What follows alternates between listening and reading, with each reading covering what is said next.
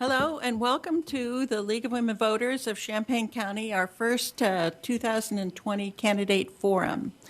And I'm the moderator tonight. My name is Trisha Crowley and I'm president of the local league. And we are presenting this forum on behalf of the league, the NAACP, and the News-Gazette. So I appreciate our co-sponsors. Before we get started with the debate, I'd like to tell you about other forms of researching the candidates. The League of Women Voters has put together an online voter candidate guide. It's at cuvote.org. There's going to be information about all of the races that are on the ballot in Champaign County, and we've sent questionnaires out to all the candidates. And their answers will be posted on February 1st. But there's a lot of information on that website, and I'd urge you to check it out. So that's cuvote.org. Tonight's first forum is the candidates for the Champaign County Circuit Clerk. And this is in the Democratic primary, and the candidates are Robert Burkhalter and Susan McGrath. Each candidate will be given 2 minutes for an opening statement. I will then ask questions submitted by the audience and also online. And at the end, each candidate will have 2 minutes for a closing statement. Candidates will kindly refrain from any negative attacks on other candidates and will not mention other candidates by name and speak only to what they plan to do if they are elected to office. For you in the audience, we hope that you have questions for the candidates. There are people there who are distributing and collecting cards, which you can write your questions down. So if you want to ask a question, hold up your hand and someone will come and give you a card. By an earlier coin toss, Mr. Burkhalter won and is going to begin. And so we're going to begin with his opening statement, 2 minutes. Good evening. I'd like to say thanks to the League for having us. My name is Robert Burkhalter, and I'm running for Circuit Clerk, and I'm asking for your vote. The reason that I'm running is because I think that office needs to be run more efficiently. I think that there needs to be a more cohesive team effort coming out of that office, and right now that's just not happening. I have 13 years experience. I started in the Circuit Clerk's office. I worked there for about 5 years, helping the public, processing files, things of that nature, and initiating cases. The last 8 years I've been upstairs, clerking in the courtroom for the judges. It seems like we have a disconnect between the processing of the files and the making of the record. So if we're making a record in court, it's not being kept in the way that we want it. And I think that we can make that process better. And I think it starts with training and supporting the people that work in that office. It's a team effort. They need to understand the paperwork that's coming through to help them realize their part, which may be a little functionary, but it's critical. And to understand that, if they understand their part, they understand their part of the whole, and that makes the entire process better. Thank you. Ms. McGrath. Good evening. My name is Susan McGrath. I am also running for the Champaign County Circuit Clerk's office. I'm proud to be a lifelong Democrat and delighted that the League of Women Voters, the NAACP, and the News-Gazette is giving everyone the opportunity to listen to us this evening. I have experience in various areas which I think will be of assistance in running that office. I was on the Champaign County Board for 16 years, starting when I was a pup, when I was 22 years old, and going until I was 38. I was a Democratic appointee to the Sanitary District. I have been in private practice from 1982 until 2005, and now I am working for the Office of the State's Attorney in the Civil Division. I think that my experience as both an attorney in private practice and also in the Office of the State's Attorney has shown me exactly what the Office of the Circuit Clerk needs to do. They need to be responsive to every user that comes to the courthouse. They need to be part of the courthouse team. They need to be responsible for an office that presently has 31 employees and a very large budget with 8 different responsibilities within those budgets.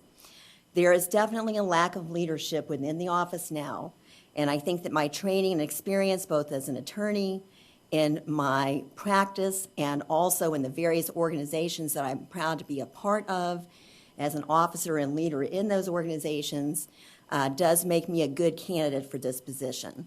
There is no doubt that whoever wants to be in this position has to be able to do the service of the office, has to work on the training of the employees to support what they do, and has to be able to work with the public to make sure that what they need from the circuit clerk's office to handle their cases is being done appropriately. Thank you. Thank you.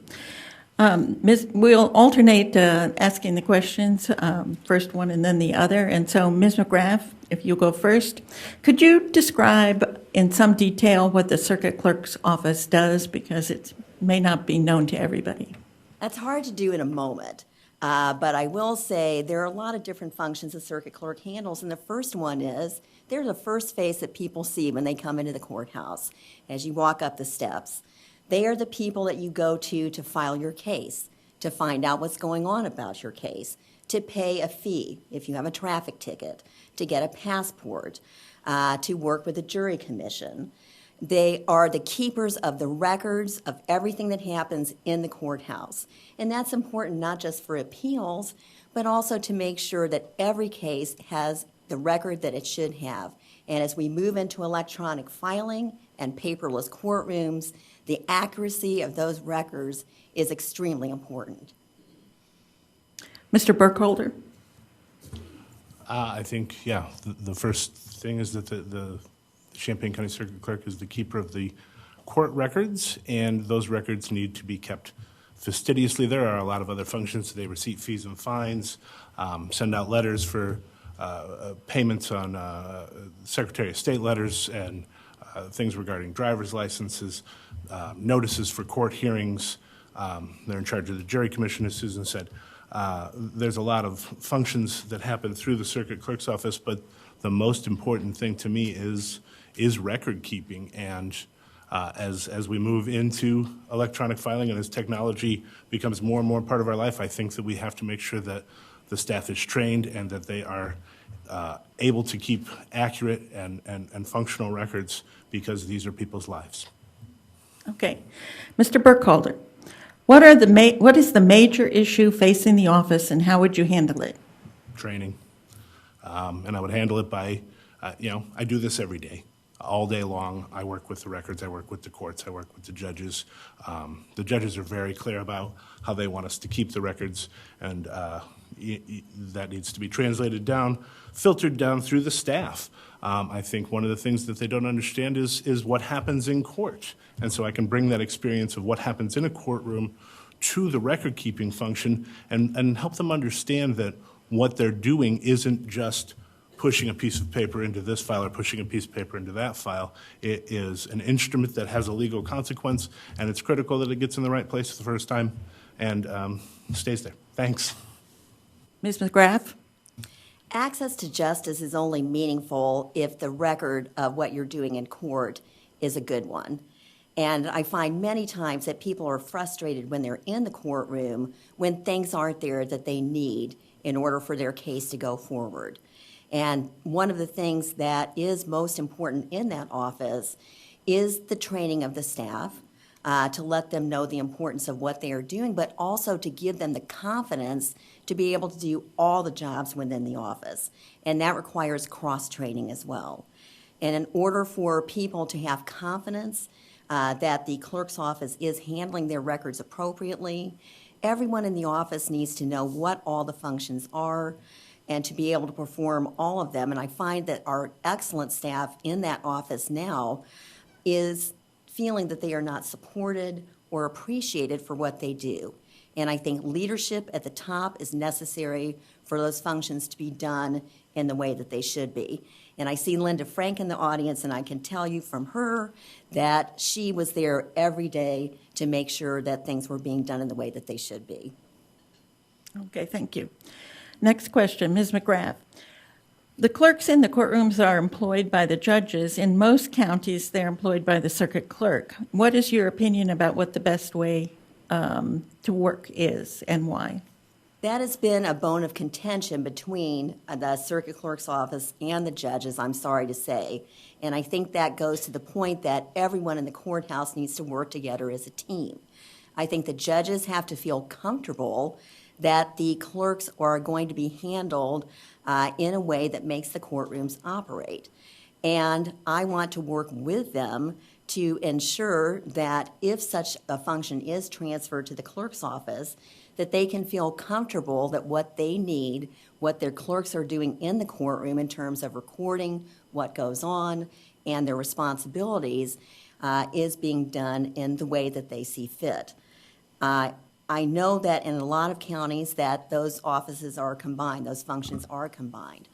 I don't know if that is the best way in which for this to operate, and that's one of the things I'm studying now to see if that is really appropriate or if those functions should continue to remain separate. The funding is separate for the clerks that work for the judges as opposed to those who work in the clerk's office, for example. Okay. Mr. Burkhalter. Well, as a clerk who sits in the courtroom all day, I feel very strongly that a clerk working with a judge is a symbiotic relationship. Judges come to rely on their clerks. They come to count on their clerks. Their clerks tend to preempt their thoughts and help them stay prepared. Now, who oversees that? I'm open to that discussion. Who is the keeper of those employees? But I think to think that you're going to have a rotating cast in and out of the courtrooms is a very difficult premise. You're really going to want to have some continuity because the judges are particular people and they have particular ways of doing things, and they rely on their clerk to know what those things are. Okay. Mr. Burkhalter, what things can you do to reduce the amount of paper in the court system? That's the question of the day, isn't it? We want to move to electronic filing. We want to move to digital copies, but I think that everything needs to be kept perfectly before you do that. I don't think that you can look at it like, if we can just move to digital, then we won't have all this paper. I think you have to understand what the paper is and why it's critical, and why it's critical that it's kept in chronological order, and why it's critical what the judge is going to be looking for and when he's going to be looking for it.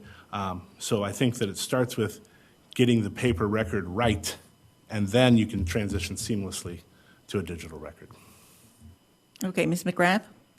In order for us to be able to go to the digital courtroom, it is essential that the record be accurate. And here's what we see now. Not all the documents are being scanned into the record at all. Sometimes the documents are not within the record. Sometimes the entries that are being made from the clerk's office are not accurate. And I think all this goes to the question that we've been talking about, which is essential to making that transition happen, and that is training. You can see different kinds of entries from different folks that work within the clerk's office. You can see that there are some times when perhaps people don't understand what the entries mean that they are making. And there are some demands being made on the staff that really don't need to be for them to be able to go forward on these critical functions that they should be doing. And that includes scanning documents and making those entries. Okay. And this will be from Ms. McGrath. If elected, what is the one thing you would like to accomplish, and how long would it take? I honestly think that in order for us to be able to do the training that we've been talking about this evening, that it is going to take a study of every single position in that office to find out what everyone does, why they do it the way they do, and what we could do differently. And it may well be that the mission of the office itself is the first thing that needs to be defined in order for those things to be done. Saying that something should be done the way it is because the way we've always done it is not going to be the answer. And I believe it's going to take at least a year for me to be able to do that kind of study, to meet with all the people in the office, to look at other clerks' offices and get the assistance of the administrative office of the courts to be able to study the functions of the office and to see what we can do with the staff that we have and the budget that we are confined by. Champaign County does have a serious budget problem right now.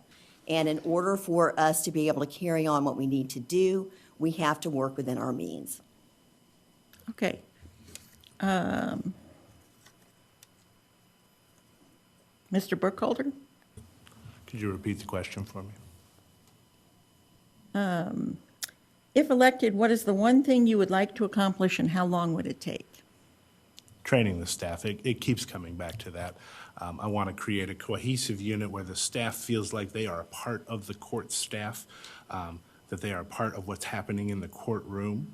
I want people to feel like they can work with the court clerk, work with the judge to get the record kept the way that the court needs it kept. How long is that going to take?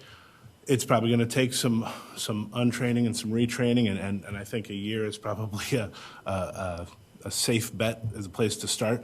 But I think it's ongoing. I think that we're constantly going to be changing. I think that technology is going to continue to affect what's happening in that office. So I think that we need to be able to be mobile and adapt and keep learning the entire time. Okay. Mr. Burkhalter, the circuit clerk most often is not an attorney. If it was an attorney, would it be an advantage or a disadvantage as a clerk?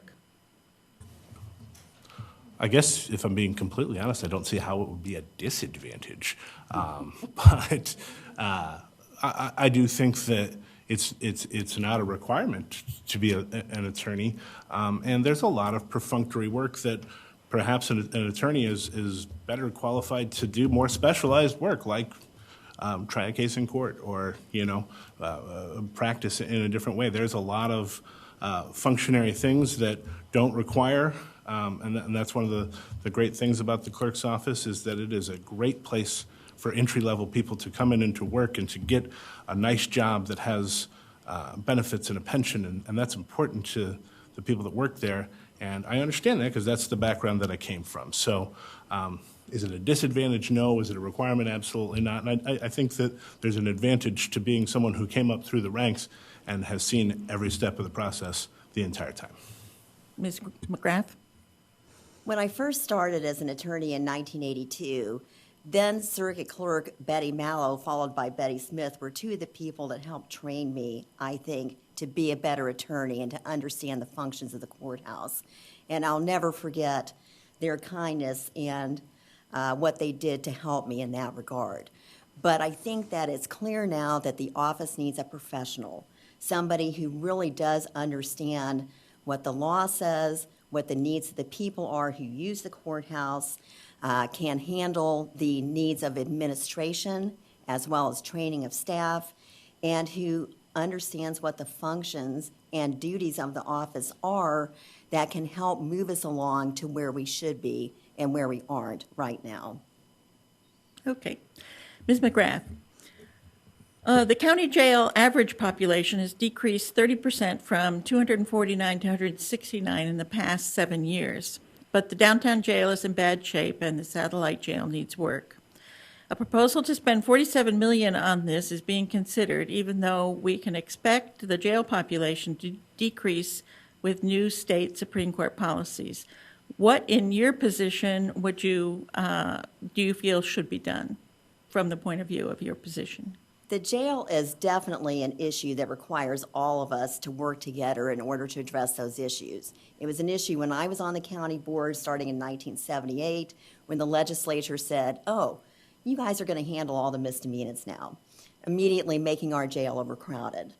And it's an issue today. Obviously, what the clerk's office can do is to work on records that help keep people out of the jail. We have to make sure that our records are accurate so that when somebody is looking at somebody's past background, that they know they can rely on the clerk's record to be able for the judges and the folks who work with them to see exactly what that background is. Other than that, I think that my particular background in working with county government can be helpful in that regard because I do think it's going to take a team of all the courthouse users to be able to address these issues. It's complicated, whether it's 47 million or 17 million or whatever the county board decides that appropriate number is. Okay, Mr. Burkhalter. I agree with Susan. I think that as far as the circuit clerk is concerned, the key thing is accurate record keeping. We don't need anybody who has warrants that have been quashed, not quashed, and being picked up and put in the jail. We don't need anybody who doesn't need to be incarcerated. As far as the money, the circuit clerk, I think, obviously, as a whole, you want to try and run your office as efficiently and cleanly as possible so that you're saving money, so that the county has as much money as possible to address other issues. The jail is in dire shape, so it needs to be addressed. How that comes directly from the circuit clerk's office, I think, is just a matter of efficiency and accuracy. Okay. And I think we have gone through most of the questions here, so we might not need the entire time. But so my last question before closing is, why are you the best candidate for the office? Mr. Burkhalter. I believe I'm the best candidate for the office because I am the one who's been in this job doing the work every day for the last 13 years. I am here every day. I see how this happens every day. And, being present at work is an important part of doing the work. I've also worked in the clerk's office. I've worked in the courtrooms. I've worked with the local bar. I've worked with the judiciary. I'm the only candidate that brings all of those things, all of those means of service together. So I have seen what each of those disparate groups of people need, and they are different needs. And to be able to combine them equally and effectively and appropriately is a skill that I have and that I have been employing for the last 13 years.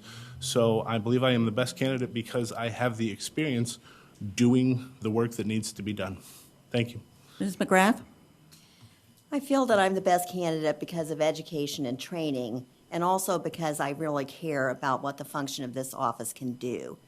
As a user of the courthouse, I see and have helped people get through the system every day. I understand what the needs are of people that are pro se litigants, and that is a big part of what we need to address now and in the future when we're talking about access to justice. The Supreme Court recently did a study on that issue, and I think the clerk's office is a key to helping pro se litigants, which the Supreme Court estimates in every county that in civil cases at least 50% of the litigants on one side or the other of a case are pro se folks. So when they come into the courthouse, they can't be waiting at the window for half an hour or so in order to get their needs addressed. They have to understand exactly what they need to do in order for their case to progress. They need to know what the resources are. I feel the circuit clerk's office can be an educator in that regard as well as a facilitator. I understand those things. I have background in administration and budgeting, and I think that all those skills are necessary for this office to move ahead into the 21st century. Okay, and now each of the candidates will have 2 minutes for a closing statement, and since Mr. Burkhalter went first in the opening, Ms. McGrath will go first in the closing. Again, I want to thank all of you who came out this evening instead of watching the Illinois basketball game. I'm hopeful that they're winning right now and going to that 7th straight victory. I really appreciate the opportunity to tell you more about me and why I want to be the circuit clerk. My parents always taught me the value of hard work and what needs to be done in order to take on a job. And I feel proud that in my 37-year career that I have done the work that needs to be done. If I am the circuit clerk, I will be there when my people are there. If work has to be done, I'm going to contribute to what they need to do. I'm not going to leave if folks are still there that are doing the work of the courthouse. If they need more training, I want to help them in that regard. And I think that they need the leadership that I can provide in order for this office to be a functional and good place for people to work. The turnover in the office tells me that there are things that we can do to make the circuit clerk's office a better part of the courthouse and part of everyone who works together to make the courthouse an accessible place for everyone who is there. They can refer people to resources that they need in terms of the self-help desk, for example, and the Ask a Lawyer desk. They can show them how to use forms. They can encourage them to be part of the electronic filing movement instead of telling them that they can't do it because it's too complicated. They can work with them in terms of making sure that their records are accurate, that they can be expunged, that their fees and fines will be appropriately dispensed with, that they don't have to worry about what happens if the records are not accurate. And all of these things, I think, are things that I am not only prepared to do, but I'm capable of doing. Thank you. Okay. Mr. Burkhalter. I think that in every job, you have a boss, and then you have a guy that you ask when you want to know how to get something done. And I'm that guy. I'm the clerk. Burke the clerk, that's me. Burke for clerk, that's me. And I think that that's important. I think that knowing how things work, knowing the minutia, because it's an office of minutia, is critical. And I'm the guy that has been doing it. I'm the guy that can teach other people how to do it. I'm the guy that can help people learn, and that's going to move the office forward. So I would say the thing that I want to stress is that you don't need a lawyer. You don't need a politician. You need a clerk. So I want to ask for your help, and I want to put a clerk back in the circuit clerk's office. Thank you very much. Okay. Thank you for participating.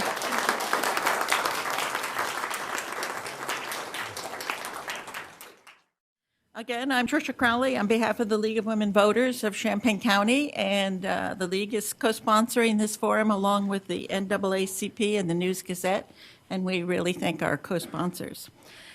This is the forum for candidates in the Democratic primary for the 6th Circuit judicial race, and each candidate will be given 2 minutes for an opening statement.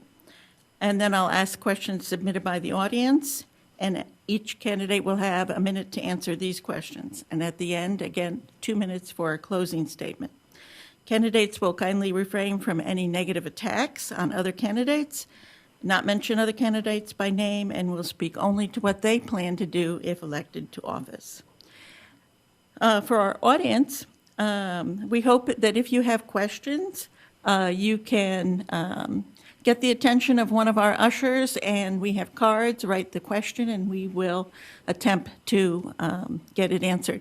I would mention that we have a lot of questions for this race, and so it's possible that we're not going to get to all of the questions, and if so, I apologize for that, but we have got a lot. So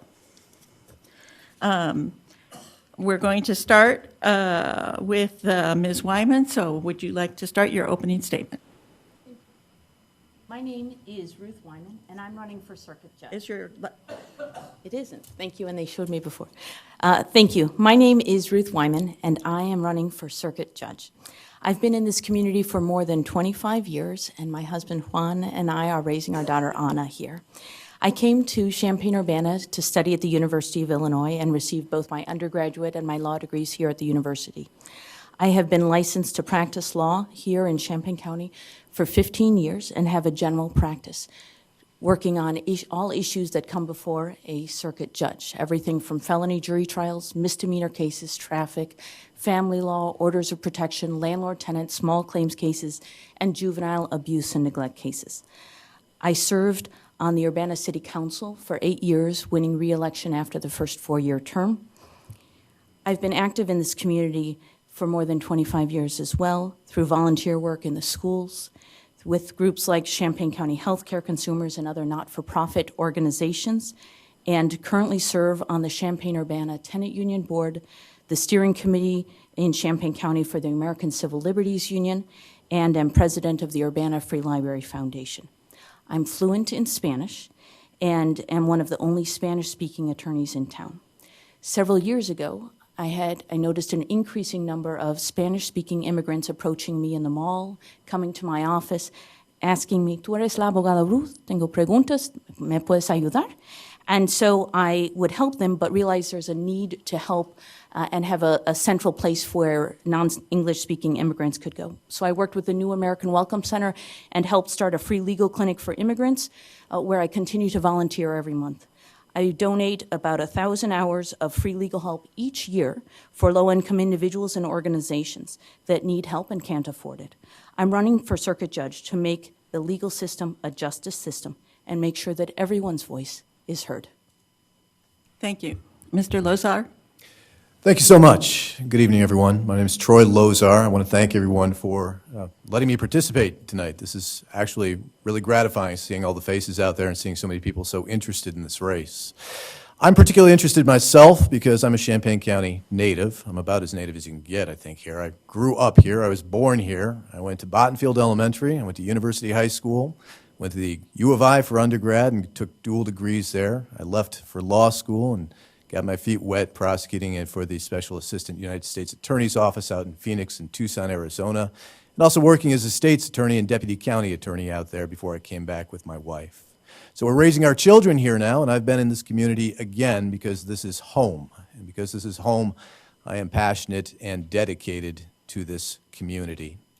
So being home, I took a job here again with the state's attorney's office, and I've been there representing the people of the state of Illinois for the last 15 years plus. Currently, I'm chief criminal deputy for Champaign County, and I've been working cases here on every level for that entire time. What I'm looking for in the future, what I'm looking for with this, is to continue trying to serve this community to the very best of my ability. I teach criminal law, I teach legal procedure. I show up every day. I'm here on the weekends, here on the evenings, because making this justice system work, making our legal system work, is absolutely critical to making sure that we maintain a safe and happy community.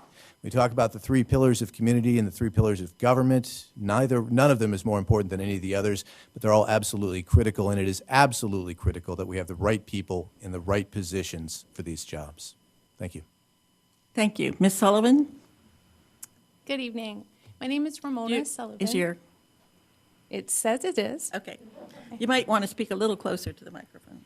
My name is Ramona Sullivan, and I grew up in central Illinois on a small family farm. I've lived in the 217 area code my entire life. I came to Champaign-Urbana for college in 1989, stuck around until I graduated from law school in 1996. I've been an attorney practicing in central Illinois now for a little over 23 years. I've spent 8 of those years as a full-time public defender in Champaign County. I spent almost 14 of those years as a full-time civil legal aid attorney for Land of Lincoln Legal Aid, and I spent 2 of those years in private practice. I have realized for a long time now that I would best suit our community on the bench, that I would very much like for people, when they come to court, to have a judge like me on the bench. And to that end, I have been applying for literally every vacancy in the 6th Judicial Circuit since 2012. I've been rated several times. I've been rated in 4 judicial advisory polls by the ISBA, and I've been rated in 3 judicial screening committees by committees set up by the Illinois Supreme Court. I'm always found very qualified. I'm always recommended for the position in those polls, and I'm never selected. I started looking around and wondering if maybe there was anything I could do about that, and I noticed that there really wasn't any balance on our bench at that time. At that time, we had 14 circuit judges. We still do. 14 of them were Republican. They still are. And I decided that I wanted to see a change. I wanted to see some balance on the bench, and the only real way to make change is to be change. So I became change. And I ran for judge in 2018, and despite what all of the media might have told you, I didn't win. I was congratulated for days and weeks and months and still sometimes now, but I did not win that race. It was a 6-county race, and 5 of the counties didn't pick me. Champaign County did pick me, and I'm very much hoping that Champaign County will pick me again. In this race, it is just a Champaign County voter selection. I'm asking for your vote not because I want to be judge, but because I want people who come to the courthouse to have a judge like me on the bench, and I hope that you will help me make that happen. Thank you. Thank you. Mr. Moore? Thank you. Good evening, everyone. Thank you very much for coming out. Our system of electoral only works when we have an informed voter base, and it's gratifying to see everyone out here interested in this particular race. My name is David Moore. I'm running for judge because I'm a good lawyer, I'm a good person, and I think I can be a good judge. I believe that I have the broadest base experience of any of the candidates, and as such, I am the best candidate. I have practiced law, I have made law, and I have served the law. I have handled thousands of cases in every courtroom before every judge in the Champaign County Courthouse. I have a lot of experience in both criminal law and civil law. I have handled felonies. I've handled misdemeanors. I've handled DUI. I've handled traffic. I have also substantial experience in civil law cases.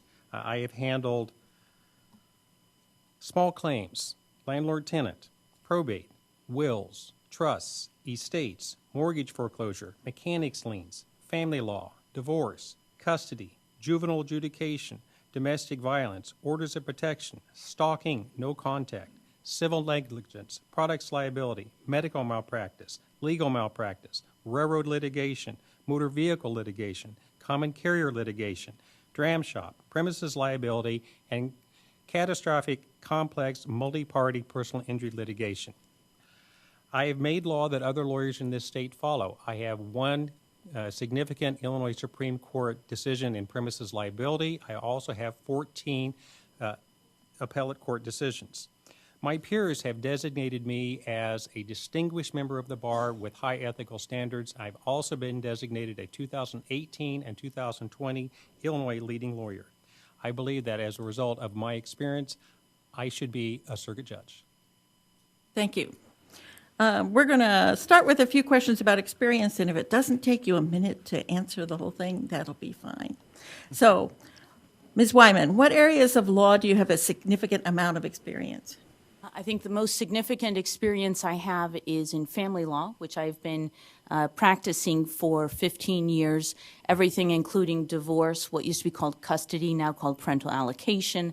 I work on issues of orders of protection or cases with orders of protection, both representing both sides. And I think I'm certain I'm the only attorney up here who has done predicate orders. And with our increasing number of immigrants who are coming across the border and unaccompanied children, I think that issue is going to be more and more important in being able to handle predicate orders. I'm in the family courts just about every day, most days in Champaign County, some days in Piatt, Coles, or Douglas County. And then other areas include appellate civil work, handling and appealing cases ruled on by the trial courts, by trial judges, some of whom are here, and some from other counties to the appellate courts in Springfield, and then criminal law, including traffic cases, DUIs, and then also dealing with and addressing felony criminal trials, including jury trials. Thank you. Thanks. Mr. Lozar.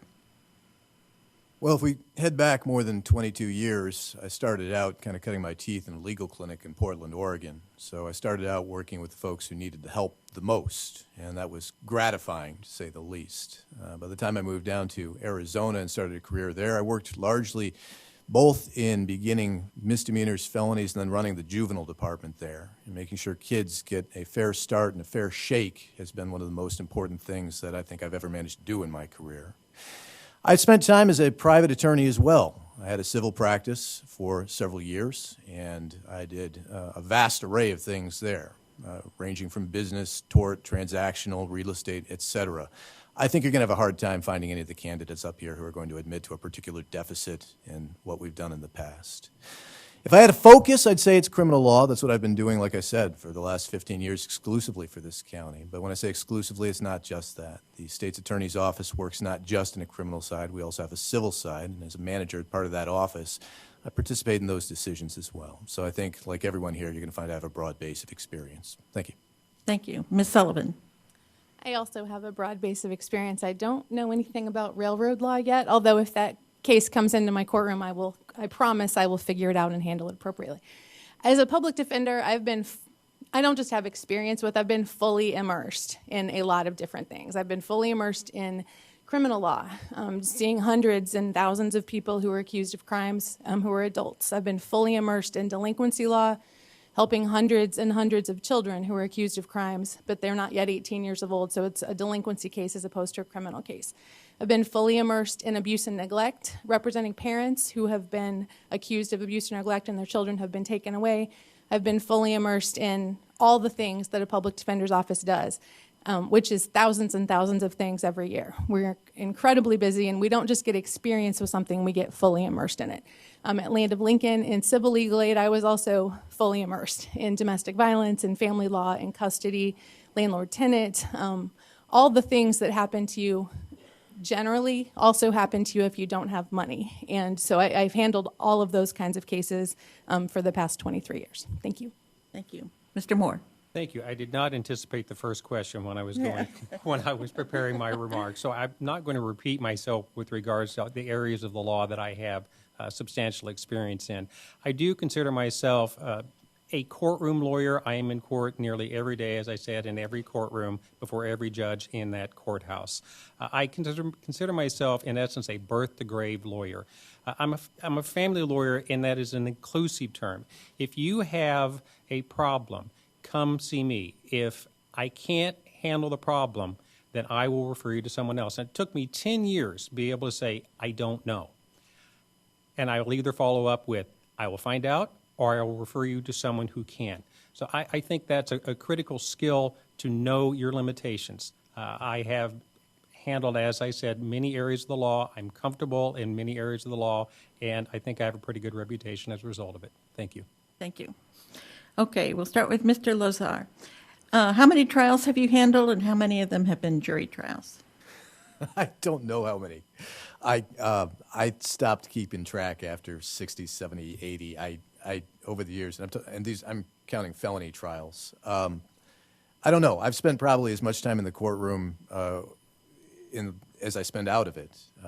I spent a significant portion of everything I do relating to litigation and trial experience nowadays. The cases that are the most important, you spend at least 3 times as much time preparing for as you litigate. But as to a specific number, I lost count. Okay. Ms. Sullivan? I also can't give you a number. Hundreds and hundreds of bench trials in family court in all the ways that you don't get a jury. I have no idea. Hundreds and hundreds of bench trials. For jury trials, probably around 25. I'm generally not... You try very hard not to need to have a jury trial. You try very hard to reach a resolution that everybody is at peace with and is going to leave and be able to kind of heal and move on with their lives. So most cases, even if you've got 100 open cases, most of those are not going to go to trial. If your client is innocent, you're going to persuade the state's attorney to dismiss it. If your client is guilty of something, you're going to help them reach the right resolution generally. So I think probably about 25 jury trials. Okay. Mr. Moore? I'm with Mr. Lozar, Ms. Sullivan. I've had so many cases I cannot recall. I would estimate somewhere between 50 and 100, and as you know, thousands of bench trials. There's such a blizzard of information and so many cases and so many problems. You deal with the situation that you have. You deal with the case that you've got. You go to court. You get that resolution. You come back, and there's 50 phone messages that are urgent. So, as I said, I'm comfortable in the courtroom. I'm very familiar with the Illinois pattern jury instructions. I'm familiar with opening statements, closing statements, rules of evidence, all of which I think are important with regards to courtroom behavior and getting a case resolved. Okay. Ms. Wyman?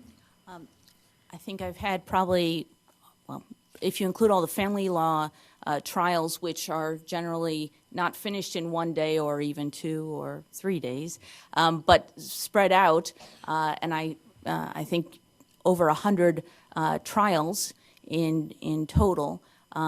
I don't know, 25, 30 jury trials. Most of those are either felony trials. I've had some civil trials in different counties, and so working through, as David said, the IPI instructions, Illinois pattern instructions, are important, the rules of evidence, and having to use those both in family law, where some attorneys say, oh, but it's family law, we shouldn't have to worry about the rules of evidence, and luckily the judges there generally say, no, you still have to follow the law. So holding all attorneys accountable on those issues, but probably 25 to 30 jury trials.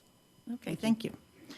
Ms. Sullivan, you're first for the next question. What are the most important criminal issues facing Champaign County judges, and how would you address them? I don't know how you could possibly narrow that down. I mean, fiscally, one of the biggest things that we're dealing with right now is the jail, and that the judges have an awful lot the judges actually have almost everything to do with who is held and for how long. The judges are the people that decide whether a cash bond is required, and if so, how much. The judges are the people that enter sentences about how long a person might have to stay at the jail.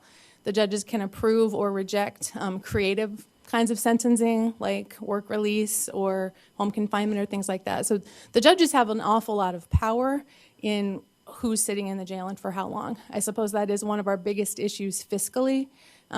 Community safety-wise, we have currently a pretty severe gun problem, which I assume everyone knows, and we need to find a solution to that. The solution's that's not the judge's solution. That solution is a gigantic community solution where we need to find much better ways for people to solve conflicts, and we need to find much better ways to protect ourselves. I think that's the end of my time.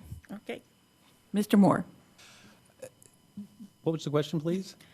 What are the most important criminal issues facing Champaign County court judges, and how would you address them?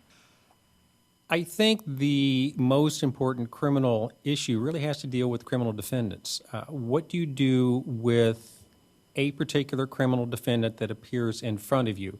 Is that individual that appears in front of you, is they a hardcore criminal? Do we throw them away and lock up the key? Or is this a person that restorative justice is appropriate? And I think one of the items that has really bothered me is mandatory minimums and getting away with judicial discretion.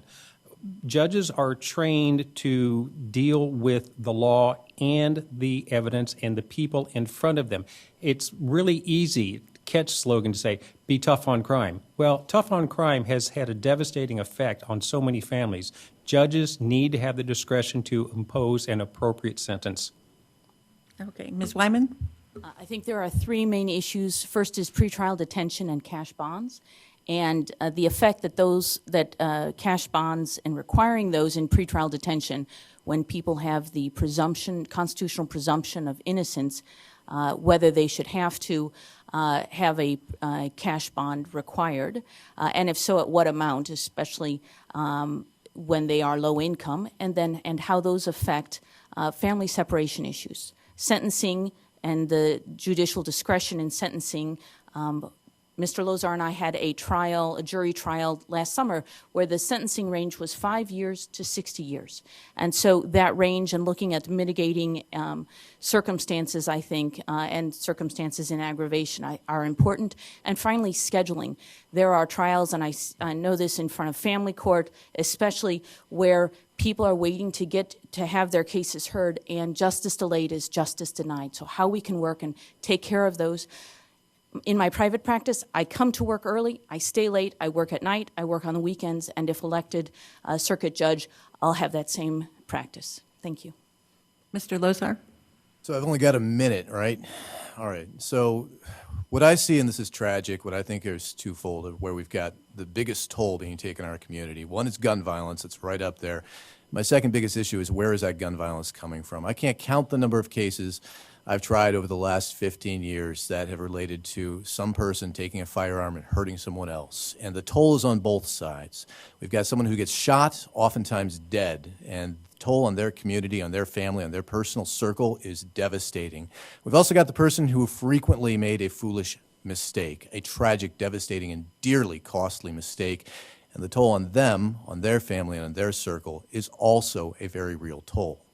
One of the things, and I was talking to the Rotary about this just last week, one of the things we see and one of the things that's most tragic about this is I'm seeing these kids who are doing this coming up getting younger and younger. It seems like every car we stop, we've got a firearm rattling around under the front seat. We've got 3 people in the car, none of them know where it came from. But those guns are always there when the violence breaks out. It's getting worse and worse. What I want to see is intervention with the youth. We got to stop this before it gets to that point. Ms. Sullivan? Did we start with you? Yes. Oh, okay. I have so much more to say. But Yes.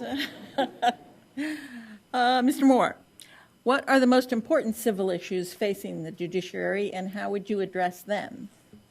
There are, I don't know that I can narrow it down to two issues like Mr. Lozar. I only have a minute, but there are two areas that I would like to see the courts take a lead in. First, as a civil litigator, it is prohibitively expensive to bring an expert witness to the courtroom.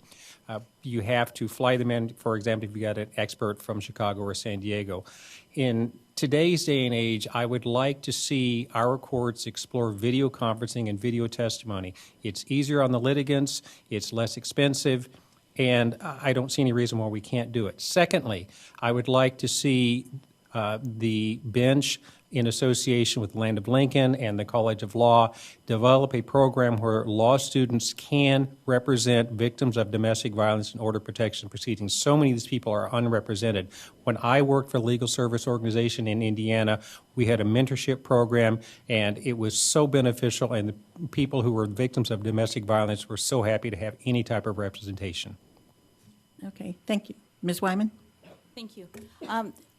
One of the issues that I mentioned earlier is scheduling issues and making sure that people have their day in court, have their hearings, and are able to have some finality to those decisions so that they know how to then proceed with the rest of their life, whether it's a custody or allocation issue, whether it's a decision on maintenance, division of assets, or whether it's a decision on a contract dispute. And so having those decisions made and having those scheduled and having judges available to take care of those issues. Another issue is with regard to just organization. There are so many times when I have seen, especially in family court, but where the rule or where the exhibits are only tendered at the beginning of trial, and someone says, oh, well, why didn't you turn this over earlier, that sort of thing, and it causes significant delay. And if some other counties, like McLean County, where I have some cases, require that you exchange your trial notebooks, that you have discussions ahead of time if there are going to be any evidentiary issues beforehand, I think is important to do. Okay, Mr. Lozar. So again, I'd make that two parts. If access to courts is critical, when we talk about civil cases, you've got individuals who have to start the cases as opposed to criminal cases which are started by the state, and they largely are self-starters. But civil cases have to be started by the individual, and the individual has to have an opportunity to begin that case. You can't seek fair justice. You can't seek it unless you've got an opportunity to be heard. And I don't know that our community is as well educated on their opportunities to pursue that as they could be. Second part of that is efficiency. The courts have to be run efficiently. Each courtroom is, to some extent, a self-contained unit that works in conjunction with the other courtrooms, which means they all have to work together like an engine with different pistons. They move together to create a better result as a whole than they can individually. But each piston has to move efficiently and energetically itself, and it has to move in concert with the others. If we get a fully efficient system with full access to the courts by everyone at every level, we'll really have achieved something. Ms. Sullivan.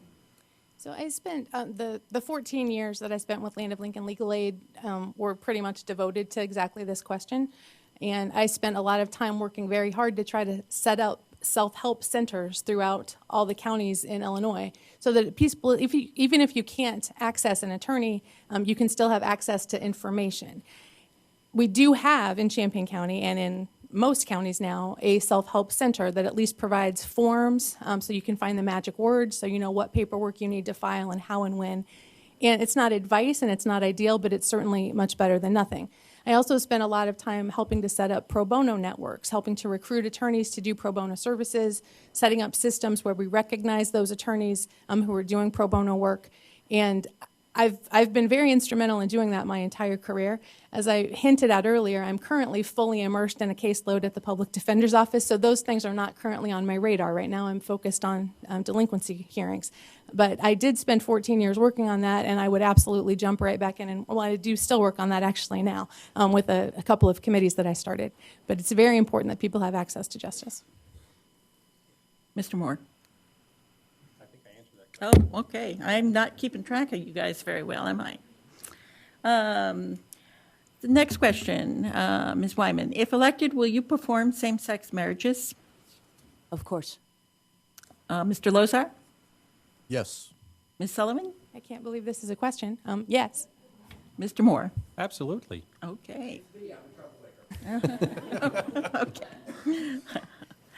Then, let's see.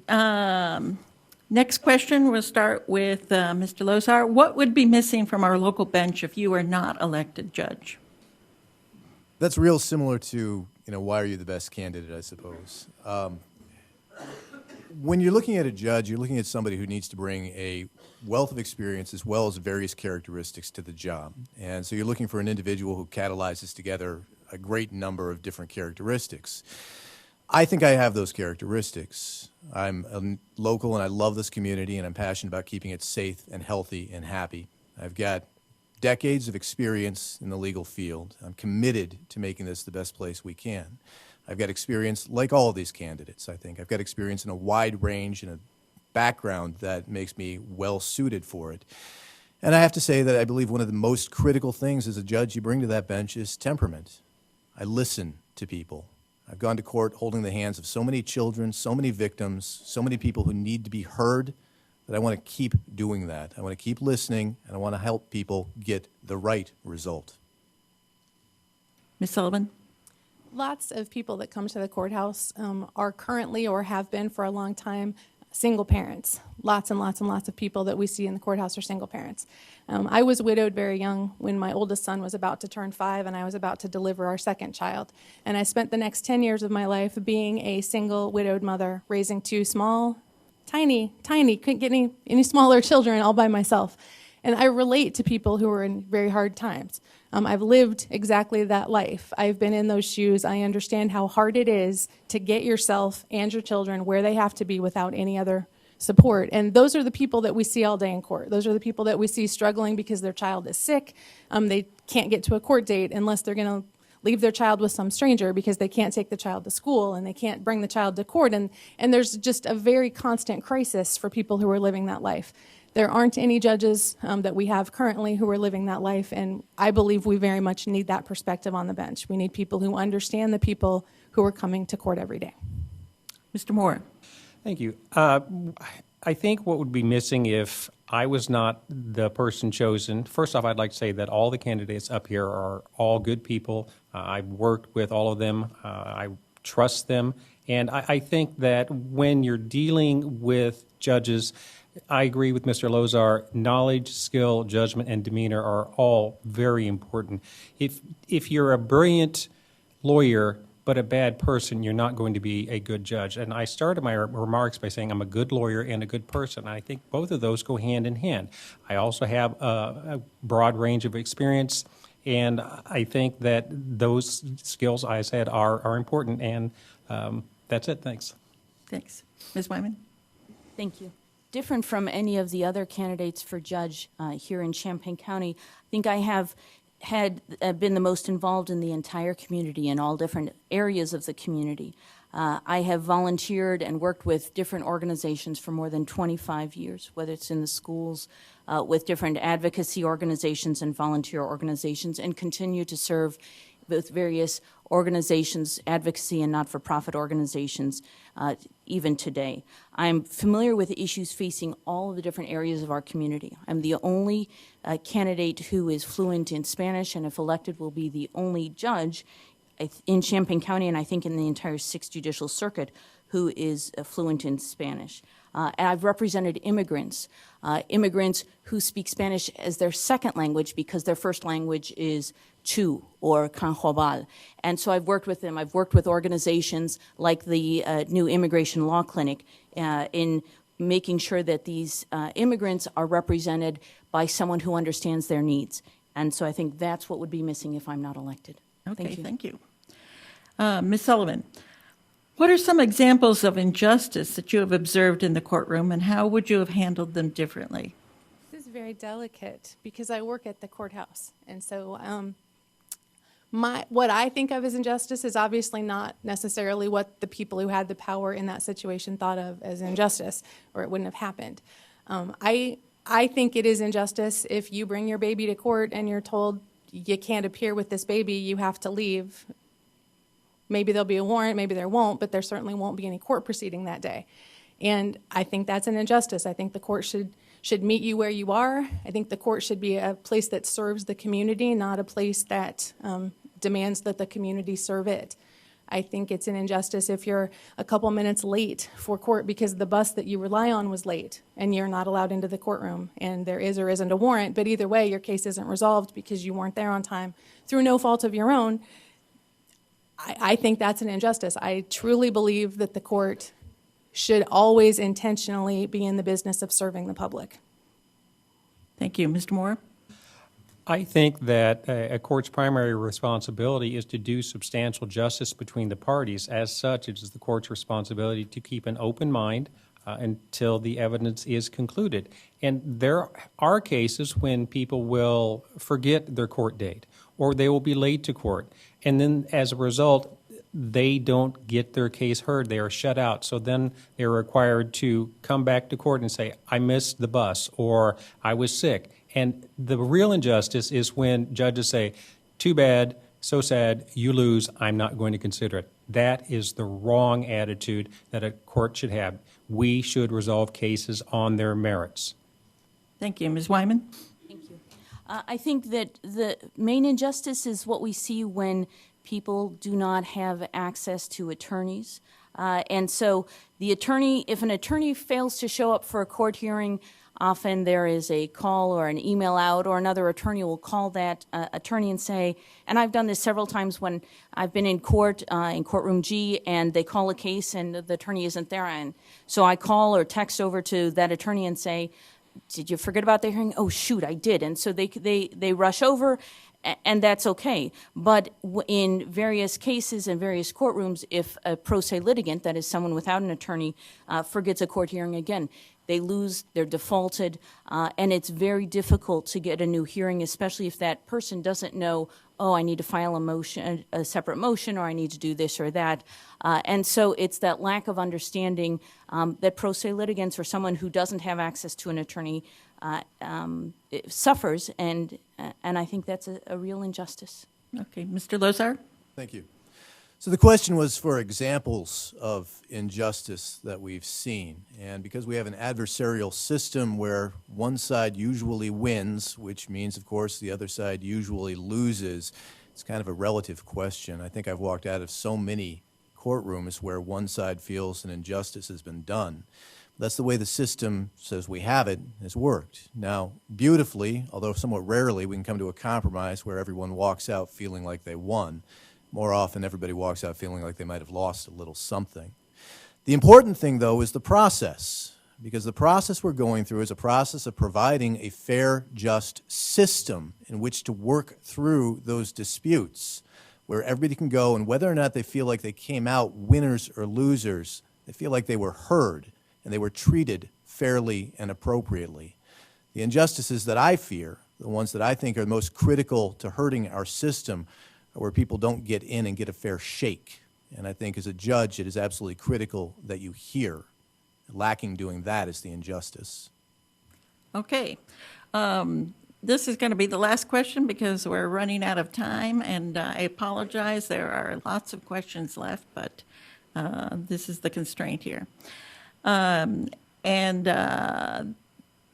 This was a question submitted for all of the different races, so you may have heard it before. The county jail average population has decreased 30% from 249 to 169 in the past 7 years, but the downtown jail is in bad shape and the satellite jail needs work. A proposal to spend $47 million on this has been considered, even though we can expect the jail population to decrease with new state Supreme Court policies. What should be done about the jail, you think? Mr. Moore, sorry. What should be done about the downtown jail? About the jail situation, I guess. I think that we as judges should look for solutions to keep people out of jail if they have significant rehabilitative potential, or if they're low level of reoffending, or if they're nonviolent. We need productive citizenry. We need people who are working. We need people who have their families together. I think that we also need to consider the fact that the inmate population and the people who guard them, they need to be made safe as well. And if we need to spend some money to make that happen, then I'm okay with that. Okay. Ms. Wyman? Thank you. Earlier this week, there was an article in the Decatur newspaper about the mental health court in Macon County and the successes they've had. I'd like to see work done to start a mental health court in Champaign County, or at least more investigation of this. I think that's something that we can look at with the jail situation. I don't believe that there's enough mental health services for in the jails, the downtown or the satellite jail. I think looking at again, pretrial detention and the cash bond requirements and the effects that it has on individuals, on family separation, and whether that's in the best interests of the entire community. Eventually, it's going to have to go to the voters, but I think it's something that the judiciary and the entire Champaign County community is going to have to work together on. Thank you. Mr. Lozar? So the question was, what do we do with the jail situation? What we've got is the downtown jail, which is quite frankly, and I think by everybody's metric, and if you haven't been there, ask for a tour and go on it, it's not in good shape. And it's no longer a safe place for the folks who are being housed there, and it's not a safe environment for the people who work there. And that needs, I repeat, needs to be addressed. We can't pretend it doesn't. The fact of the matter is that we do need to update and improve, and that's been on the table for decades almost now. It's been there for a long time, and it needs to happen. I'm happy to say and to see that the question prefaces with the reality that jail population has been dropping. People are paying attention to the concerns we have about people who are nonviolent, about drug offenders who are simply addicts and nonviolent, about people who are mentally ill not needing to be housed pre-trial and maybe not housed at all. So when we're looking at a shrinking jail population but a need to update, I think the question is what I brought up before, efficiency. We need to have a tighter, more efficient, more focused ship. And if we do that, I think we're going to come out ahead. Ms. Sullivan? I don't disagree with anyone. We do have to have a jail. There are people that, at least for some period of time, do have to be housed. It's very important to look at how many of those people there are and how long they have to be housed, and hopefully to make that be as small a number as possible and for as short a time as possible. But we do have to have a jail that is safe. We have a lot of people in the community who have conflicts with each other. And so the reason why people are housed at the downtown jail, even though it is not suitable for that, is because they can't be safely housed at the satellite jail because there are people with whom they have very serious ongoing conflicts. So we have to come up with a way that our jail is safe, that it will meet the needs of the people who are held there, that it will keep safe the people who work there, and if it's possible to add any kind of programming so people come out of there in a better shape, a little bit better than they went in, that would be fantastic. In this room a few weeks ago, I came to an event where one of the speakers described that he'd been driving without a license because he didn't have a license because he couldn't afford one, that he got stopped, that he spent a bunch of time at the jail for that, and when he got out of the jail, he still didn't have a license, but he'd also lost his job and his home. So, thank you. And Mr. Moore, have you answered this question? I did. Okay.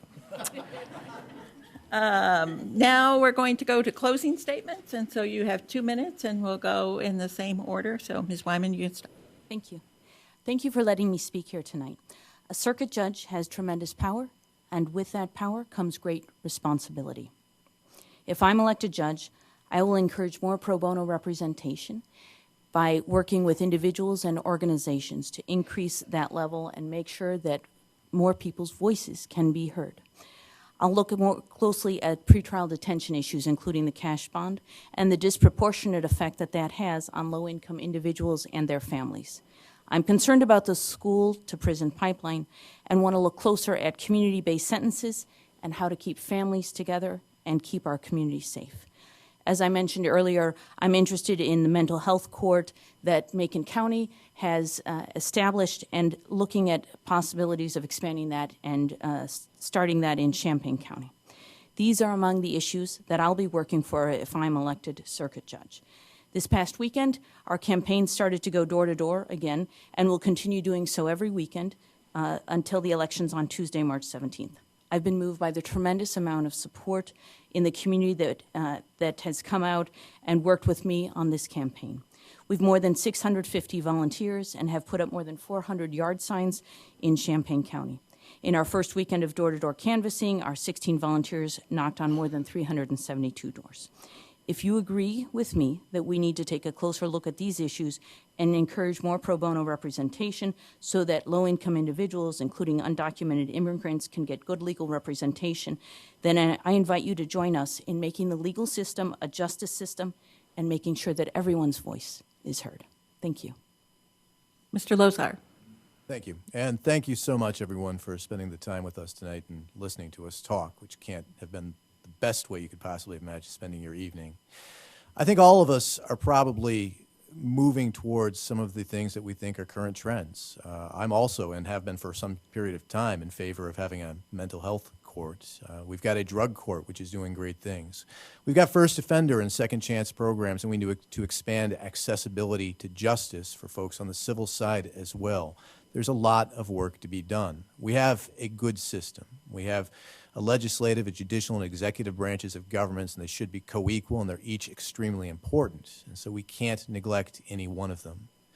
I've been lucky in that I've been able, I think privileged, to spend my career as a public servant primarily. I've done some private work. I've had experience over there too, but frankly, I keep coming back to this side of it because I think this is the most rewarding and the most important thing I can do. And consequently, when I look at my career, I am happy to be able to focus on the fact that I've had only one real requirement for the majority of it. When you do private work primarily, a lot of what you do is representing individual clients, and you're trying to do what's right for them, what they want. My career working as a government servant has primarily allowed me to do something else. My goal has been to serve the people. And the only mandate that you're given when you have that kind of discretion is to do the right thing. That's what I've used as a guiding force throughout my career. It's what I've tried to teach my children. Do the right thing.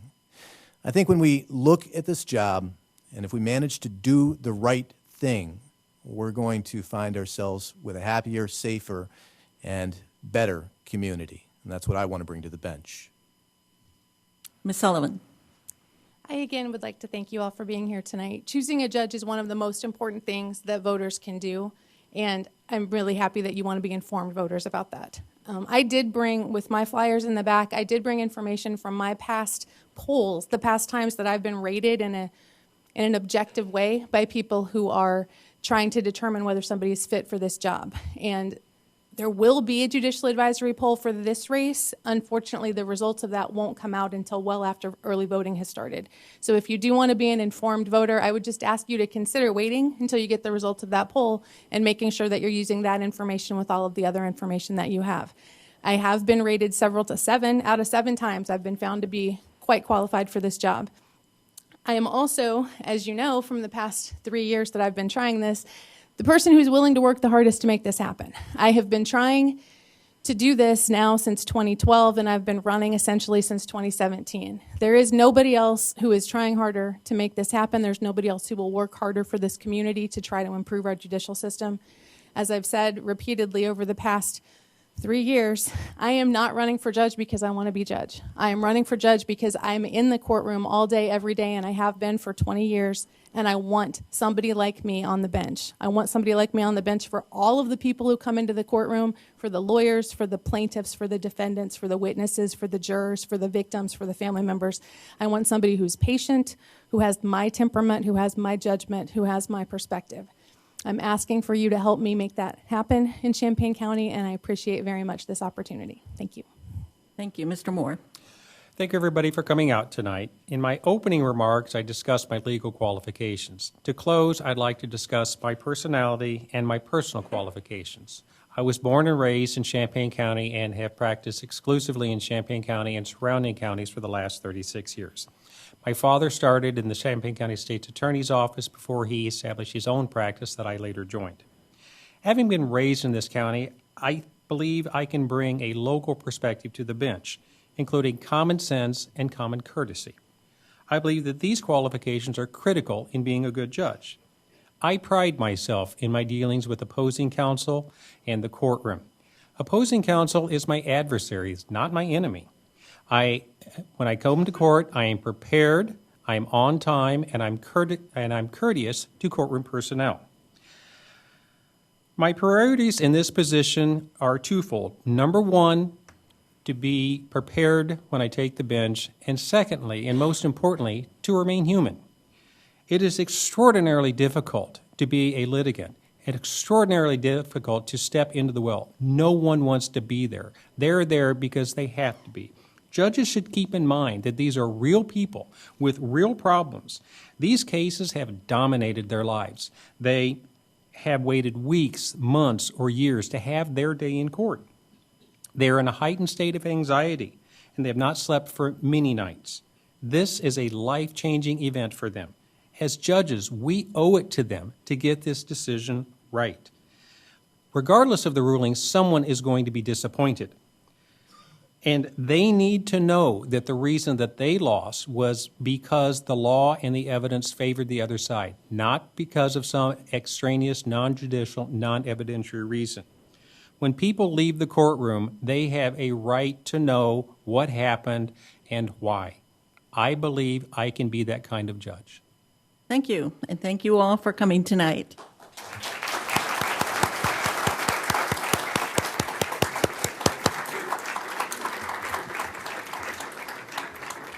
We're going to take a short break while we sit up for the last forum of the night, which is County Board District 8. So we're going to start. Good evening. I am Trisha Crowley of the League of Women Voters of Champaign County. And on behalf of the League and the NAACP and the News-Gazette, I welcome you to this candidate forum. It's our last forum of the night. It's County Board District number 8. And each candidate will be given 2 minutes for an opening statement.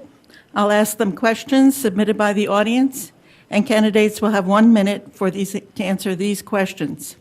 At the end, each candidate will have 2 minutes for a closing statement. Candidates will kindly refrain from any negative attacks on the other candidate, will not mention the other candidate by name, and will speak only about what they plan to do if elected to office. For our audience, if you have questions for these candidates, there are people who are distributing and collecting cards. You can write your question down, and we'll put it in the queue here.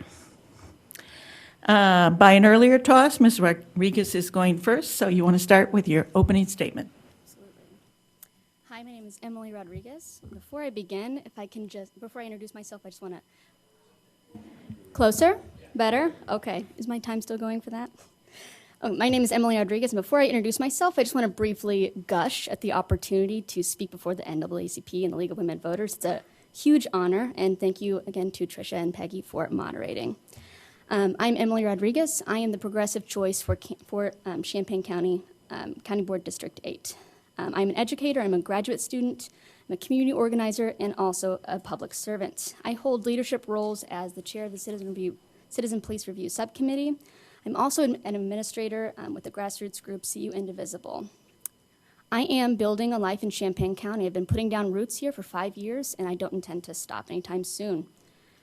I organized for Barack Obama in 2012, and something that he would say often was that you should not run for public office unless you have a problem that you want to solve. And that stuck with me for some time. The problem that I want to talk to you guys about tonight is our poverty rate. We are at 26%. To the 5-year estimate from the American Community Survey data. Also, our food insecurity rate is at 16%. It's time that the Champaign County Board explain to voters why our poverty rate, it continues to be 6% higher than all comparable counties like Sangamon and McLean. So I want to be clear. I'm going to introduce a different vision for our county tonight, and it's going to be in contrast to the status quo. What I'm going to introduce tonight is what it would look like for the Champaign County Board to work as a safety net for this community. So against housing insecurity, against poverty, and especially against the opioid epidemic. Thank you. Thank you. Mr. Rosales. Good evening. Good evening, and thank you all for coming. My name is Giraldo Rosales, and I am a Cuban immigrant. I was naturalized citizen in 1970. I've been living in this community for the last 30 years, working in many different capacities. And I am a retired U of I administrator. 40 years with the state of Illinois. I did 11 years as a bilingual school teacher. And then I came here to Champaign to finish some graduate work.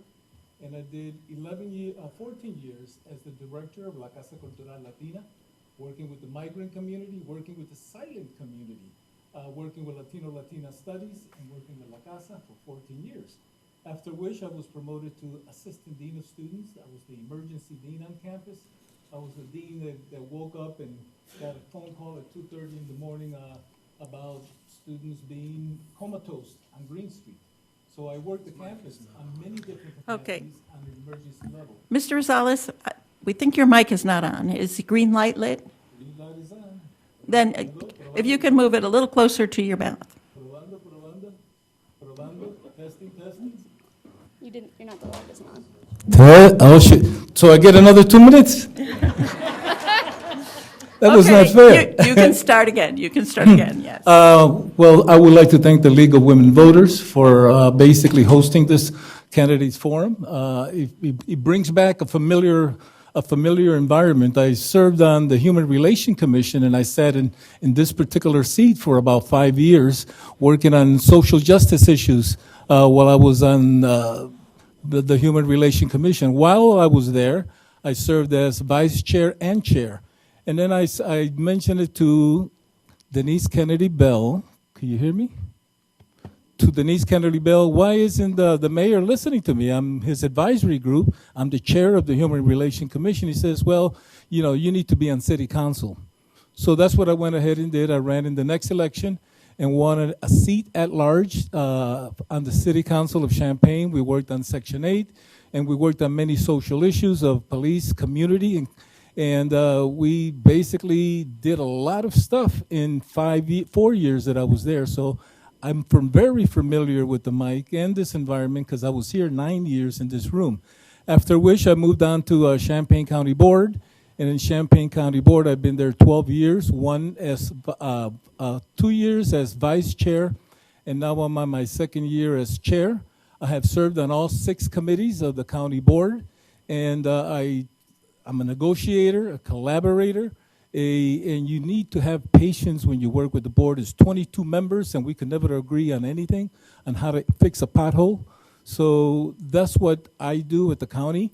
In the county, nobody knows about the county because if you could imagine 22 municipalities, outside of the 22 municipalities, imagine a mile and a half away from those municipalities, and that's where the county begins. So nobody knows what is beyond a mile and a half outside of Champaign-Urbana because it's just country roads and a highway and farmland that we regulate.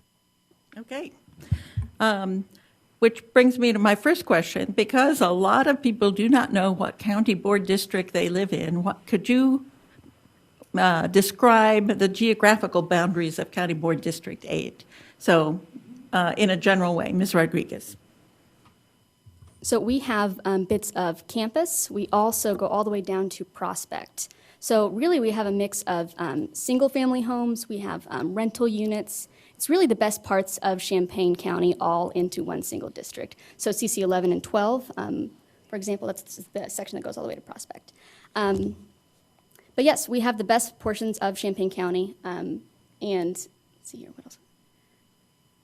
A mix of student voters, so people that are learning how to vote for the first time. So it's really the honor of the person that represents this district, the 8th district, to introduce them to be their first time as voters, which is really an honor.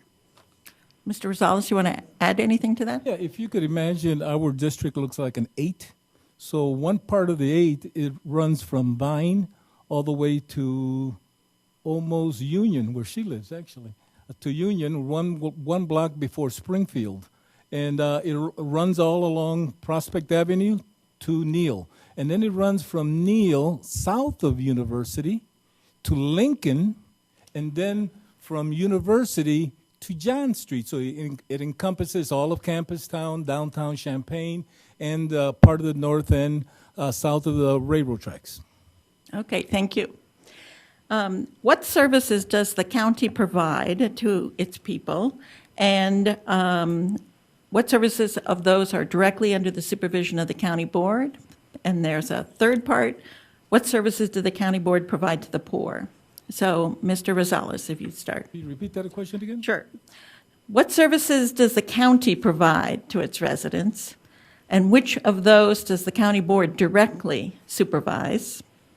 And what services to the poor? Interesting. Well, we don't deal with poverty per se. We deal with roads and infrastructure. We have 22 buildings that we have to maintain, the jail being one. We have to maintain roads and bridges. And we also collect taxes, and we distribute those fundings to taxing bodies, such as the school board. We give them money, but we don't tell them what to do regarding their jurisdiction within Unit 116 or Unit 4. We also collect taxes. We also have policies and personnels, which we basically look over policies that govern the county board. And we also have finance committee that focuses in on making sure that salaries and positions are funded and are equitable. And we also have social justice. And social justice is a committee that basically is not very active.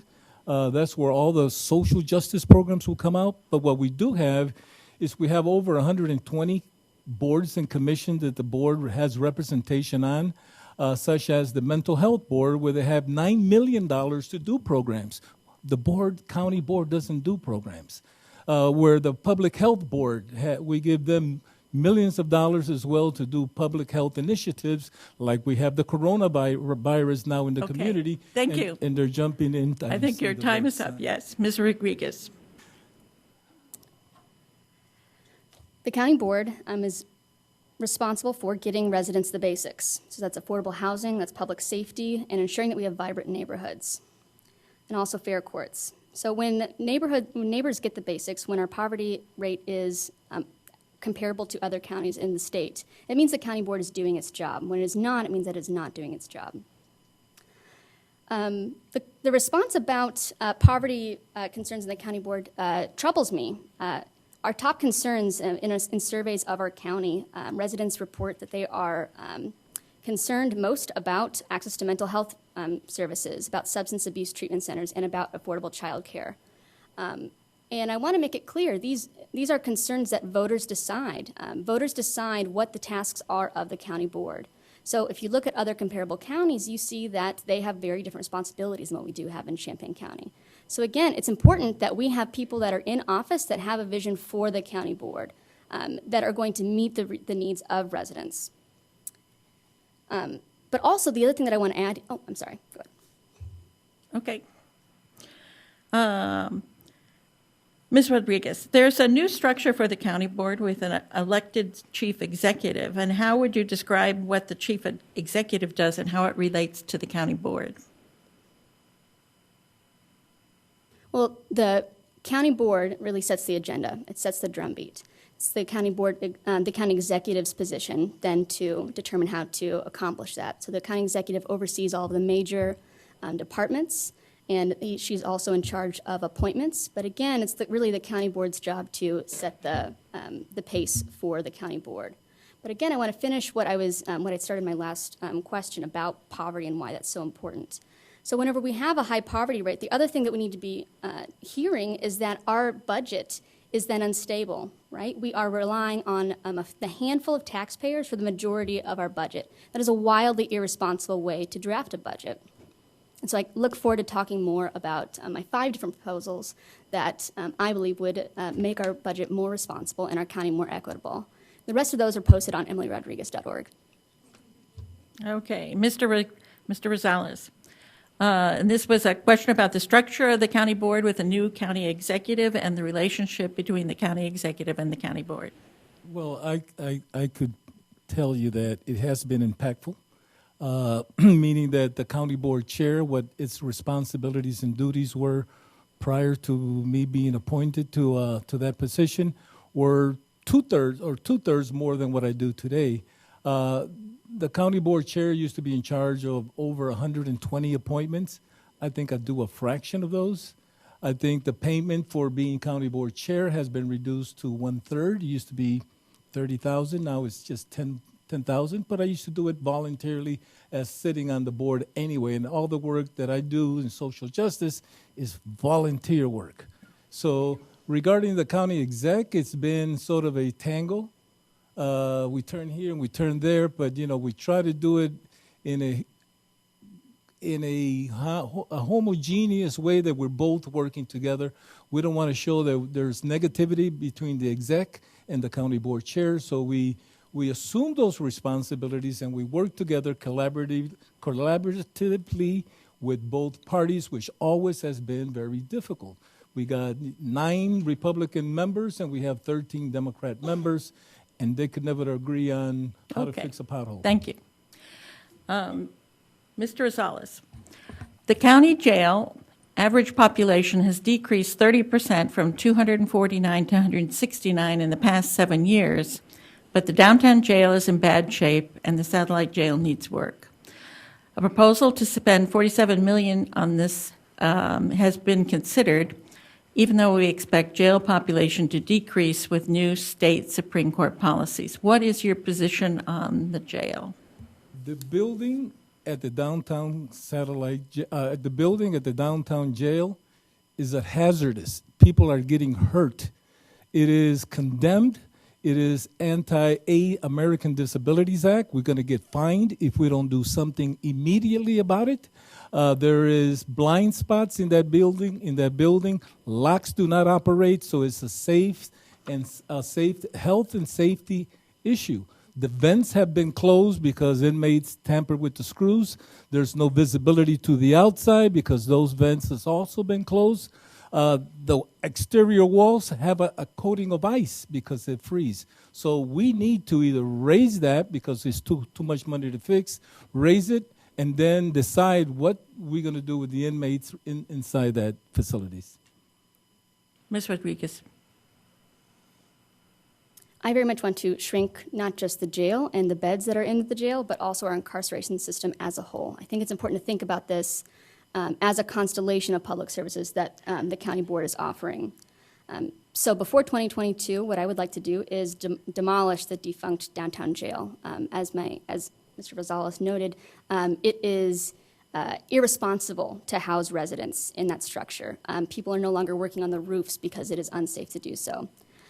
It also just makes sense, then to talk about the satellite jail.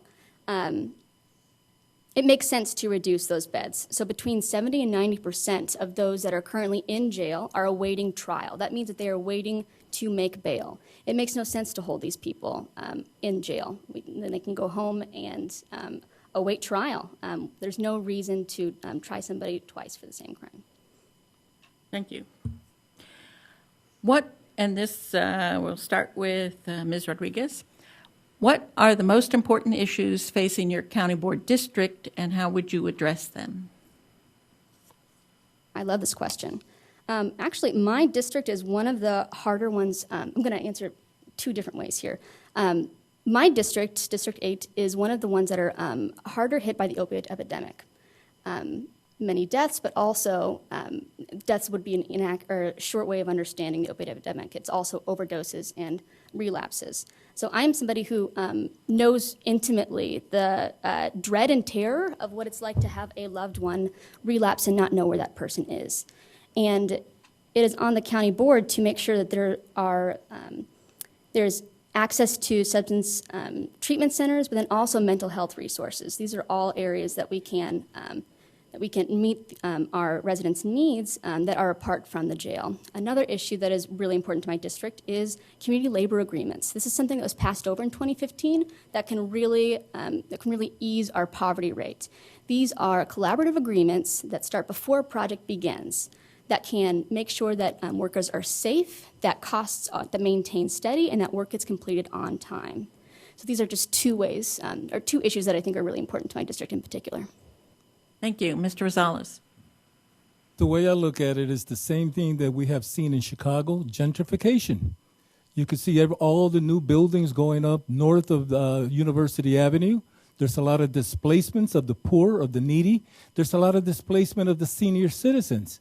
And I think the county could help by providing that tax-exempt $5,000. By the way, anybody that's 65 years of age and would like to get a tax break on their taxes, they could apply at the Recorder of Deeds office and get $5,000 discount. A lot of these seniors cannot basically support or have enough money for funding for their property taxes because of now the property value has gone up because of all the new construction. So it's the same type of thing that we see in Chicago and other metropolitan areas. Thank you. Mr. Rosales, if elected, what would be your priority project and how would you ensure it gets accomplished? Selecting a good treasurer. Okay, quick, huh? Ms. Rodriguez? Didn't expect If such a quick elected, answer. what would be your priority project and how would you ensure it got accomplished? Just get one? Okay, the priority Or problem that I would two, tackle whatever. is poverty. I think that we can attack that in 5 different ways. I have those listed on my website. The one that I've not yet talked about that I really want to make sure that we discuss is emergency and recovery housing. That is something that we can make way on. I think one of the biggest deficits that we're seeing on the county board is a lack of an ability to lead a meaningful conversation on what could be, what could our county do, leading a dialogue, for example, on what an alternative to jail might look like. What would housing look like that is responsive to the needs of our residents? And a couple of those are emergency housing, temporary housing, but also housing for people that are homeless that can accommodate families, and in particular women and children. That's something that's really lacking in our county. So those, I would say housing would be something that would be at the top of my list that I've not yet discussed. Okay. Next question. Do you have anything in your background addressing the needs of people of color and those with disabilities as these populations often intersect? Ms. Rodriguez. I love this question. The one at the top of my, or at the front of my mind right now, I think I would like to talk about being a teaching assistant. But being the chair of the Citizen Police Review Subcommittee has been one of the most impactful experiences of my life. I've been the chair for the past 2 years, and what that involves is watching body cams and dash cams after a citizen has filed a complaint. So we're really meeting this resident at the most stressful and traumatizing period of their life. And something that we see over and over again are residents with mental health issues being stopped by police, and then there's that split moment, right, where they have to, where that police officer has to make a decision: do we take them to jail or do we let this person go back home to their families? So seeing those faces and hearing those stories is something that has deeply impacted me, and I'm really grateful for the question. I don't want to go over. Okay. Mr. Rosales. What in your background is addressing the needs of people of color and those with disabilities as these populations often intersect? I work in the Chancellor's office, the Office of Equity, Access, and Diversity for 5 years, looking at the numbers that the university brings to this campus, the number of faculty, the number of administrators, as well as the numbers of civil service. So we will look at the whole gamut, all 3 work groups, and make sure that there was an equitable balance between those employment classes. I also work with the Latino Cultural Center, providing services, and many of you have known that I've been the voice of the silent community for many years. I ran WEFT, La Voz Latina, for 25 years, and it's a Spanish radio station, basically, that it has gone defunct because I moved on to other things. But for 25 years, I created the Latino Partnership that would basically translate a lot of the material that you provide in the social-based organizations that nobody translates to Spanish. We were the organization that provided Spanish translations, not only in the literature, but also in the courtrooms and also at schools. Thank you. Ms. Rodriguez? Can you repeat the question? Did we just, I think maybe you answered that one. Okay, we'll move on. And so we're starting with Mr. Rosales. How would you work with members of opposite political parties to ensure impasses are avoided? And would you promise not to vote just along political lines and represent all members of the community? Well, this has been very difficult in this last year for me, in particularly.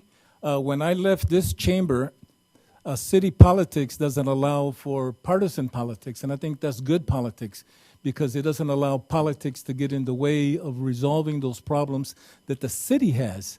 But I think I always wanted to be in a partisan group, but being in a partisan group at the county board, you either isolate one group and don't give them an opportunity to collaborate and vote, but you need to tangle with the other group that, one for the goose, one for the gander, what is best for the county.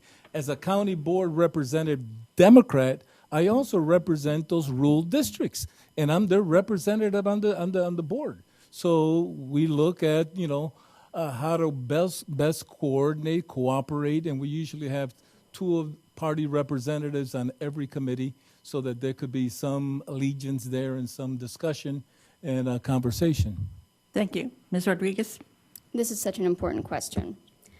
First, I want to begin by talking about my students. So I've been a TA for the past 6 years, and I teach conservative students and progressive students alike. And where we start solving problems, we talk a lot about current events and public policy, is with those who are most vulnerable. That's where problem solving, in particular, any sort of politics needs to start, whether you're a conservative or progressive. How do we make life easier for those who are most vulnerable? So I want to be very clear in the vision that I'm offering the county board. Democrats have received a majority of the votes in an increasing proportion for the past 4 years. And I think it would reduce the county board to a slot machine to say that we need to cut down the middle every single time. We have a mandate to govern. I have a slate full of progressive policies that I want to push through the board, and I intend to make good on those promises if elected. Okay. And Ms. Rodriguez, if elected to the county board in November as a Democratic nominee for your district, do you commit to caucus with your fellow Democratic members and to vote with the majority of the Democratic caucus in selecting the county board chair? That's a great question. I can tell you for the past 5 years, I have built deep friendships among Democrats who are not only sitting on the county board, but our party in general, among precinct committee persons in particular. I really value their work and the perspective that they bring. I think it's important to distinguish, rather than a rubber stamp, right? The thing that is most valuable about listening to people among your party is the arguments that you have, the disagreements, and how a better solution comes from that. So it's not so much about taking verbatim what people on the committee say, but arguing with them and knowing that the better solution comes in result of that. So yes, I would absolutely wholeheartedly commit to caucus with people on the county board and be an exuberant collaborator in that. Thank you. Okay, Mr. Rosales? I come from Havana, Cuba, and I left my country because of communism, where it was very tribal, and I came to the land of civil liberties, the land of the land of free speech. And nobody's going to take that away from me. Free thought of mind. And when we get into these little enclaves where it becomes very cutthroating, I have to voice my opinion. And basically, some of my caucus members don't like what I voice because they feel that I'm going against their grind. And I'm thinking, how about the individuality? I'm an independent Democrat. We just happen to vote alike because we like the same things. We have the same values. So nobody's going to take that from me. Okay. We have a number of other questions left, and I'm sorry that we can't get to them, but we need to come to a close tonight, so we're going to do closing statements, 2 minutes each, and we'll start with Ms. Rodriguez. Thank you again for moderating. It's been a lovely chance to talk to the voters of my district and of the county in general. We've heard words like bipartisanship and collaboration tonight, and I want to talk about those head on. In particular, we're starting with the casualties of that focus. So again, I started by mentioning that 26% of Champaign County residents live in poverty. It has been that way for a decade. For a decade. 2 out of 3 renters in Champaign County are rent burdened. 16% are food insecure. 54% of children attending public schools were eligible for free or reduced price lunches. 650 kids in CU public schools are temporarily or chronically homeless. And if you make the minimum wage, you have to work 73 hours a week to afford a two-bedroom apartment and utilities. These facts are unacceptable to me, particularly as somebody who is running for the county board. The county, again, Democrats were elected by a strong mandate. They are elected to push forward a set of policies. I would imagine that they had a progressive agenda. In particular, our district in the 8th is a very progressive district. So I would make it my aim to not only reduce poverty as a social justice issue, but also as a fiscal responsibility issue. Again, when you hear the number 26% are trapped beneath the poverty level, you have to know that is a handful of taxpayers then that we are relying on for the majority of our budget revenue. And that is absurd. That is an irresponsible way to write a budget.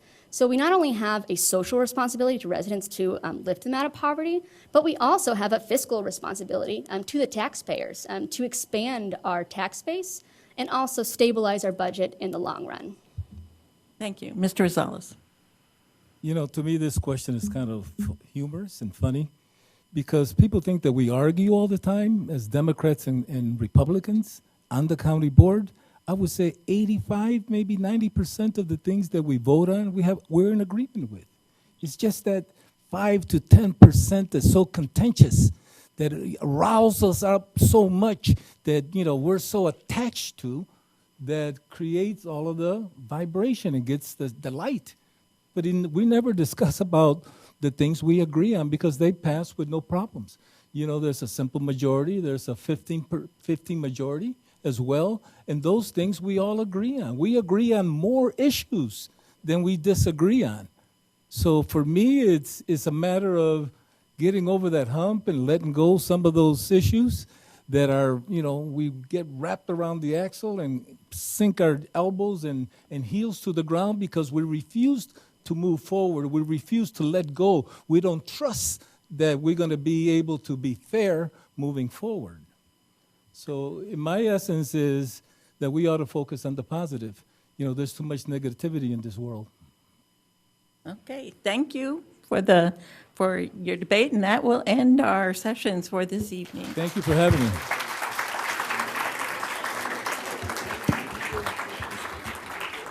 I just have a few closing remarks. The video of this forum, the entire night, is available on the City of Champaign website. It'll also be available on the website of the League of Women Voters and at our YouTube channel. We have another candidate forum date coming up on February 10th. And for that, we will have the Congressional Illinois 15 forum and some other county board races. So you're certainly invited to come back for that one. In addition, I was reminded that my original plug for the League of Women Voters online voter guide gave you the wrong site for the website. It's Vote CU. And you can find the information on Vote CU that will be information about all of the candidates. It will have sample ballots, and you can even find your voting place on that website. So I'd urge you to look at Vote CU. Thank you, and hope to see you February 10th.